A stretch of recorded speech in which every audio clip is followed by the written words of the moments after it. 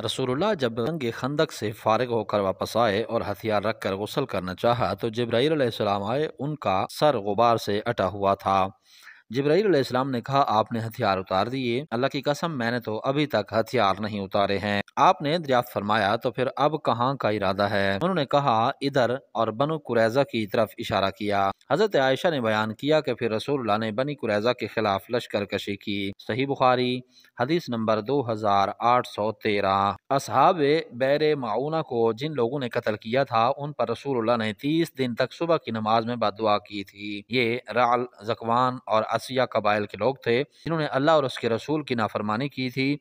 अनस ने बयान किया कि जो 70 कारी सहाबा बैर माऊना के मौका पर शहीद कर दिए गए थे उनके बारे में कुरान की ये आयत नाजिल हुई थी जिसे हम मुद्दत तक पढ़ते रहे थे। बाद में आयत मनसूख हो गई थी। इस आयत का तर्जमा ये है, हमारी कौम को पहुंचा दो कि हम अपने रब से आ मिले हैं, हमारा रब हमसे राज़ी है और हम इससे राज़ी हैं। सही बुखारी हदीस नंबर 2814। कुछ सहाबा ने जंग उहद के दिन सुबह के वक्त शराब पी। रावी हदीस से पूछा गया, क्या उसी दिन के आखिरी हिस्से में इनकी शहादत हुई थी जिस दिन उन्होंने शराब पी थी? तो उन्होंने जवाब दिया कि हदीस में इसका कोई जिक्र नहीं है। सही बुखारी हदीस नंबर 2815। मेरे वालिद रसूलुल्लाह के सामने लाए गए उहद के मौका पर और काफिरों ने इनके नाक कान काट डाले थे। इनकी नाश नबी करीम के सामने रखी गई तो मैंने आगे बढ़कर इनका चेहरा खोलना चाहा, लेकिन मेरी कौम के लोगों ने मुझे मना कर दिया। फिर नबी करीम ने रोने पीटने की आवाज़ सुनी तो दरियाफ्त फरमाया कि किसकी आवाज़ है?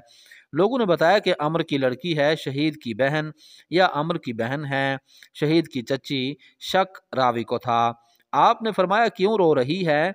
या आपने फरमाया कि रोए नहीं, मलाइका बराबर इन पर अपने परों का साया किए हुए हैं। इमाम बुखारी रहमहुल्लाह कहते हैं कि मैंने सदका से पूछा, क्या ये हदीस में भी है कि जनाजा उठाए जाने तक? तो उन्होंने बताया कि सुफियान ने बाज़ औकात ये अल्फाज भी हदीस में बयान किए थे। सही बुखारी हदीस नंबर 2816। नबी करीम ने फरमाया, कोई शख्स भी ऐसा ना होगा जो जन्नत में दाखिल होने के बाद दुनिया में दोबारा आना पसंद करे, खा इसे सारी दुनिया मिल जाए सिवाय शहीद के। इसकी ये तमन्ना होगी कि दुनिया में दोबारा वापस जाकर 10 मरतबा और कत्ल हो अल्लाह के रास्ते में, क्योंकि वो शहादत की इज्जत वहाँ देखता है। सही बुखारी हदीस नंबर 2817। अब्दुल्ला बिन अबी ओफी ने उमर बिन अबैदुल्लाह को लिखा था कि रसूलुल्लाह ने फरमाया है, यकीन जानो जन्नत तलवारों के साए के नीचे है। इस रिवायत के मुताबिक उवैसी ने इब्ने अबी जनाद के वास्ते से की, इनसे मूसा बिन उकबा ने बयान किया। सही बुखारी हदीस नंबर 2818। हज़रत अबू हुरैरा से सुना, उन्होंने रसूलुल्लाह से फरमाया कि सुलेमान बिन दाऊद अलैहिस्सलाम ने फरमाया, आज रात अपनी 100 या रावी को शक था 99 बीवियों के पास जाऊंगा और हर बीवी एक एक शाह सवार जनेगी जो अल्लाह ताला के रास्ते में जिहाद करेंगे। इनके साथी ने कहा, इंशाअल्लाह भी कह लीजिए, लेकिन उन्होंने इंशाअल्लाह नहीं कहा। चुनांचे सिर्फ एक बीवी हामला हुई और इनके भी आधा बच्चा पैदा हुआ। इस जात की कसम जिसके हाथ में मोहम्मद की जान है, अगर सुलेमान अलैहिस्सलाम इस वक्त इंशाअल्लाह कह लेते तो तमाम बीवियां हामला होती और सबके यहाँ ऐसे शहसवार बच्चे पैदा होते जो अल्लाह के रास्ते में जिहाद करते। सही बुखारी हदीस नंबर 2819। नबी करीम सबसे ज्यादा हसीन, खूबसूरत, सबसे ज्यादा बहादुर और सबसे ज्यादा फयाज थे। मदीना तैयबा के तमाम लोग एक रात खौफजदा थे। आवाज़ सुनाई दी थी और सब लोग इसकी तरफ बढ़ रहे थे, लेकिन नबी करीम उस वक्त एक घोड़े पर सवार सबसे आगे थे। जब वापस हुए तो फरमाया, इस घोड़े को दौड़ने में हमने समंदर पाया। सही बुखारी हदीस नंबर 2820। रसूलुल्लाह सल्लल्लाहु ताला अलैहि वसल्लम के साथ सहाबा चल रहे थे। आपके साथ और बहुत से सहाबा भी थे। वादी हुनैन से वापस तशरीफ ला रहे थे कि कुछ बदू लोग आपसे लिपट गए। बिलाखिर आपको मजबूरन एक बबोल के दरख्त के पास जाना पड़ा। वहां आपकी चादर मुबारक बबोल के कांटे में उलझ गई तो उन लोगों ने इसे ले लिया ताकि जब आप उन्हें कुछ इनायत फरमाएं तो चादर वापस करें।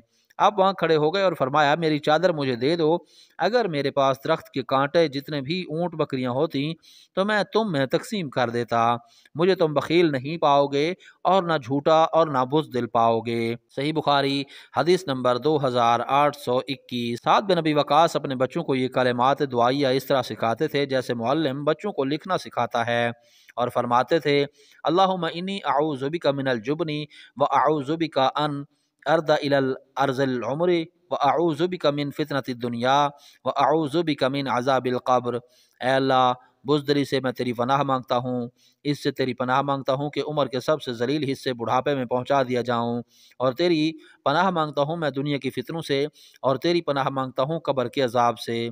پھر میں نے یہ حدیث جب مصعب بن سعد سے بیان کی تو انہوں نے بھی اس کی تصدیق کی۔ صحیح بخاری حدیث نمبر 2822۔ رسول اللہ فرمایا کرتے تھے اے اللہ میں تیری پناہ مانگتا ہوں عاجزی اور سستی سے، بزدلی اور بڑھاپے کی ذلیل حدود میں پہنچ جانے سے، اور میں تیری پناہ مانگتا ہوں زندگی اور موت کے فتنوں سے، اور میں تیری پناہ مانگتا ہوں قبر کے عذاب سے۔ صحیح بخاری حدیث نمبر 2823۔ یزید نے بیان کیا کہ میں طلحہ بن عبید اللہ، سعد بن ابی وقاص، مقداد بن اسود اور عبد الرحمن بن عوف کی صحبت میں بیٹھا ہوں، لیکن میں نے کسی کو رسول اللہ کی حدیث بیان کرتے نہیں سنا، البتہ طلحہ سے سنا کہ وہ احد کی جنگ کے متعلق بیان کیا کرتے تھے۔ صحیح بخاری حدیث نمبر 2824۔ نبی کریم نے فتح مکہ کے دن فرمایا تھا مکہ فتح ہونے کے بعد اب مکہ سے مدینہ کے لیے ہجرت باقی نہیں ہے، لیکن خلوص نیت کے ساتھ جہاد اب بھی باقی ہے، اس لیے تمہیں جہاد کے لیے بلایا جائے تو نکل کھڑے ہو۔ صحیح بخاری حدیث نمبر 2825۔ رسول اللہ نے فرمایا قیامت کے دن اللہ تعالیٰ ایسے دو آدمیوں پر ہنس دے گا کہ ان میں سے ایک نے دوسرے کو قتل کیا تھا اور پھر بھی دونوں جنت میں داخل ہو گئے۔ پہلا وہ جس نے اللہ کے راستے میں جہاد کیا وہ شہید ہو گیا، اس کے بعد اللہ تعالیٰ نے قاتل کو توبہ کی توفیق دی اور وہ بھی اللہ کی راہ میں شہید ہوا، اس طرح دونوں قاتل و مقتول بالآخر جنت میں داخل ہو گئے۔ صحیح بخاری حدیث نمبر 2826۔ حضرت ابو ہریرہ نے بیان فرمایا کہ میں جب رسول اللہ کی خدمت میں حاضر ہوا تو آپ خیبر میں ٹھہرے ہوئے تھے اور خیبر فتح ہو چکا تھا۔ میں نے عرض کیا یا رسول اللہ میرا بھی مال غنیمت میں حصہ لگائیے۔ سعید بن العاص کے ایک لڑکے ابان بن سعید نے کہا یا رسول اللہ ان کا حصہ نہ لگائیے۔ اس پر ابو ہریرہ بولے کہ یہ شخص تو ابن قوتل نعمان بن مالک کا قاتل ہے۔ ابان بن سعید نے کہا کتنی عجیب بات ہے کہ یہ جانور یعنی ابو ہریرہ ابھی تو پہاڑ کی چوٹی سے بکریاں چراتے چراتے یہاں آ گیا ہے اور ایک مسلمان کے قتل کا مجھ پر الزام لگاتا ہے، اس کو یہ خبر نہیں کہ جسے اللہ تعالیٰ نے میرے ہاتھوں سے شہادت عزت دی اور مجھے اس کے ہاتھوں سے ذلیل ہونے سے بچا لیا، اگر اس وقت میں مارا جاتا تو دوزخی ہوتا۔ انبسا نے بیان کیا کہ اب مجھے یہ نہیں معلوم کہ آپ صلی اللہ علیہ وآلہ وسلم نے ان کا حصہ بھی لگایا یا نہیں۔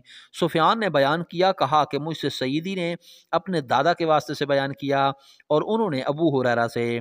ابو عبداللہ امام بخاری رحمہ اللہ نے کہا کہ سیدی سے مراد عمرو بن یحییٰ بن سعید بن عمرو بن سعید بن عاص ہیں۔